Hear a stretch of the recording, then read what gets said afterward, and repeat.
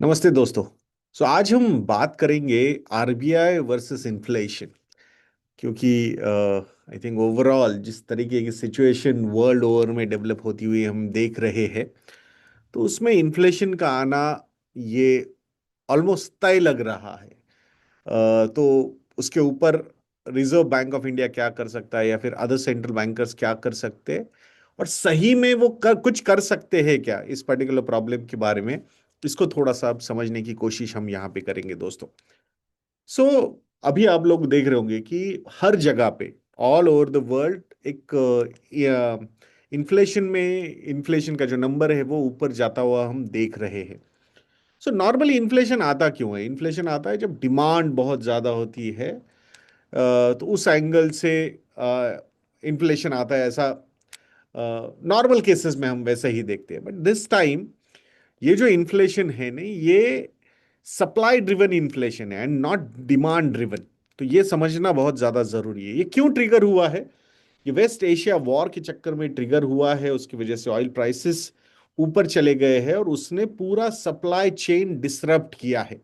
It is a classic case of cost push inflation and not excess demand inflation. तो ये समझना बहुत ज्यादा जरूरी है। सो इंटरेस्ट रेट्स कब बढ़ाए जाते हैं? रिजर्व बैंक ऑफ इंडिया हो या फिर अदर सेंट्रल बैंक से, वो इंटरेस्ट रेट्स कब बढ़ाते हैं? जब इन्फ्लेशन ऊपर जाता है, but it should be demand driven inflation.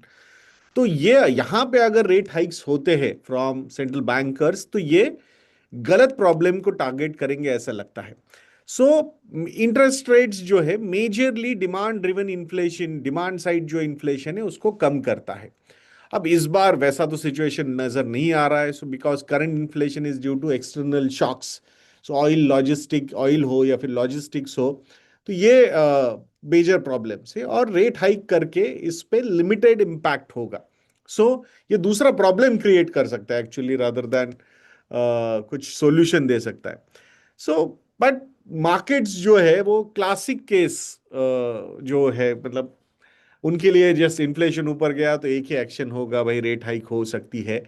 And that's what the markets are trying to price in. Already हमने देखा है 10 ईयर जिसे यील्ड अगर हम देखते हैं currently, so that is quite up. 10 year जिसे यील्ड में और रेपो रेट में ऑलमोस्ट 1.5 1.6% यानी 160 बेसिस पॉइंट्स का डिफरेंस आ चुका है। नॉर्मली नॉर्मल केसेस में this difference is on an average is around 100 basis points. तो in a way market is trying to suggest that कि उन्होंने रेट हाइक्स थोड़े से प्राइसिंग यहां पे किए हुए हैं। अब जो कमेंट्री हमने रिजर्व बैंक ऑफ इंडिया की तरफ से देखी है, तो वहां पे तो ऐसा लग नहीं रहा है कि इमीडिएटली रेट हाइक होगा, but market is expecting that. Reserve Bank of India की तरफ से ऐसा इंडिकेशन नहीं आया है। सो ये जो इन्फ्लेशन सप्लाई की मतलब सप्लाई प्रॉब्लम के चक्कर में जो हुआ है, उसकी वजह से होपफुली यहाँ रेट हाइक नहीं होगा। अगर होगा तो it would be a misguided reaction to supply shocks. तो ये समझना बहुत ज्यादा जरूरी है। मॉनेटरी पॉलिसी जो है, इसका जो इफेक्टिवनेस है, ये काफी वीक हो सकता है in this particular scenario. Hopefully RBI tool ये जो है, it will not be utilized. ये थोड़ी सी आशा हमने यहाँ पे करनी चाहिए, at least for some more time. हो सकता है, मतलब अगर यहाँ पे रेट हाइक्स हो जाते हैं तो दूसरा प्रॉब्लम क्रिएट होगा।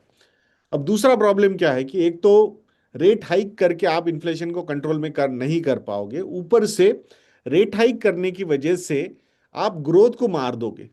यहाँ एक क्लासिक केस ऑफ स्टैगफ्लेशन सामने आ सकता है। What is stagflation? जिसमें इन्फ्लेशन नीचे नहीं आता है बट ग्रोथ नीचे चली आ जाती है। Higher inflation and lower GDP growth is clear case of stagflation.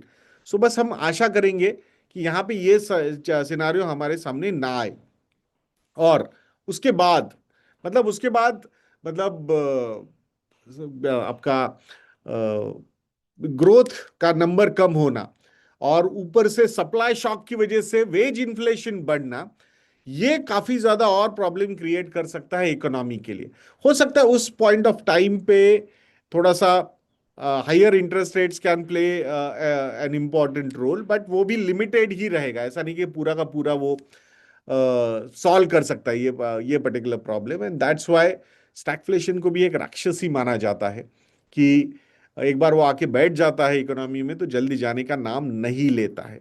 सो एक क्लासिक पॉलिसी डिलेमा जो है वो रिजर्व बैंक ऑफ इंडिया के सामने यहाँ पे हो सकता है, क्योंकि रिजर्व बैंक ऑफ इंडिया अगर एक्ट करेगा रेट हाइक करके, then it will hurt the growth unnecessarily. And अगर एक्ट नहीं करेगा तो रिस्क इन्फ्लेशन, मतलब इन्फ्लेशन का जो रिस्क है या इन्फ्लेशन के बढ़ने का जो एक रिस्क है वो राइज होता जा सकता है, उसका सेकंड राउंड इफेक्ट जो है।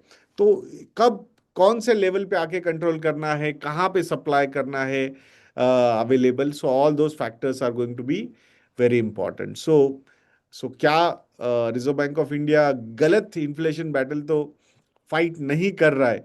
सो ये समझना भी बहुत ज्यादा जरूरी है। सो आई थिंक यहाँ पे मॉनेटरी पॉलिसी के से ज्यादा नॉन मॉनेटरी पॉलिसी सॉल्यूशंस की रिक्वायरमेंट ज्यादा है। मतलब तो ये गवर्नमेंट के साइड से भी इंपॉर्टेंट एक्शंस हो सकते हैं कि सप्लाई साइड इंटरवेंशंस करना, फिजिकल मेजर्स लेना गवर्नमेंट ऑफ इंडिया ने, एंड एनर्जी मैनेजमेंट स्ट्रेटजीज अच्छी तरीके से यहाँ पे बिल्ड करनी चाहिए। बिकॉज जहां ऐसा लगता है कभी कभी कि ये वॉर का प्रॉब्लम सॉल्व हो जाएगा, but again I think Mister Trump या फिर अब now there are other actors in Iran also, state actors की जो वहां से भी अब ट्रम्प की भाषा में ही आंसर दिए जा रहे हैं। So let's just hope that कि as early as possible this particular situation gets solved और स्ट्रेट ऑफ हॉर्मुज जो है वो ट्रेड के लिए थोड़ा सा ओपन हो जाए, अच्छी तरीके से ओपन हो जाए। ऐसा लग रहा था फ्राइडे को कि शायद ओपन हो जाएगा, but now again the deadlock is back. So let's see क्या होता है। आशा करता हूँ दोस्तों कि ये आज का वीडियो आपको इन्फॉर्मेटिव लगा होगा। तो वीडियो को लाइक करना, शेयर करना और चैनल को सब्सक्राइब करना बिल्कुल मत भूलना दोस्तों। एंड अगर आप लोगों को लगता है कि हम अच्छा काम करते हैं तो हमारे research products, model portfolio, Stockometer plus या फंडोमीटर प्लस, इसको सब्सक्राइब करना बिल्कुल मत भूलिएगा।